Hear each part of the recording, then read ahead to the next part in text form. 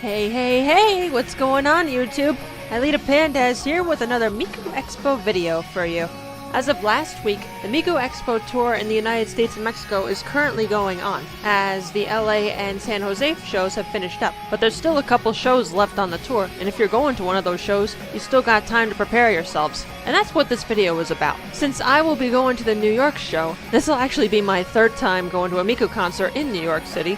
I figured I'd give you guys some tips and hints if you are also going there. It's better to be prepared than wait last minute, and that pretty much goes for anything. As you all pretty much know, New York City is a huge city. Make sure you know where you're going, map out your route, and make sure you leave at a decent time.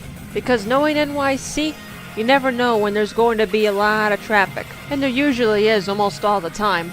Now once you're through with your transportation to New York City, make sure, again, you know where you're going. Stay in areas where there's a lot of people to accidentally avoid going into unfamiliar or even dangerous areas. Probably one of the best things to do, if possible, is don't go around New York City by yourself. Take a friend with you if you can. Now this next bit is really important. Given that it's the month of July, it's pretty much guaranteed that it's going to be really hot in New York City. Make sure you stay hydrated, because back in 2016 at the 1:30 show, they had to carry a fan out on a stretcher because of heat stroke. And we do not want that happening again. And also try and get a bite to eat before the concert begins, because it's never a good idea to go to a concert when you're hungry, especially if you're going to be in the pit. Another important note, make sure you have your tickets with you, because the last thing you want to happen is the doors opening up but then realizing you forgot your tickets back at home. Instant ruined day right there. Now, is it safe to cosplay in New York City? Of course it is. Basing on my own experience, if you were cosplaying, I would not go to Times Square. It might be a bit crowded, but at the same time, you don't want certain people coming up to you in Times Square, mainly because of your cosplay.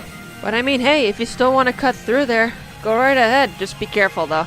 Also, wearing cosplay on a very hot day, like I said before, stay hydrated, and if you can, try going in and out of stores as much as you can, such as the Nintendo store and other places where there's air conditioning. Next, when you're at the Hammerstein Ballroom, just pretty much have fun. Everybody's here for the same reason, to see Hatsune Miku. At the same time, be respectful to others, watch where you're waving those glow sticks, we don't want anybody getting hit. And please, sing along to as many songs as you can. And also, I guarantee if you're swinging a glow stick, your arms, and probably legs too, are going to be dead for the next couple of days. But you know what?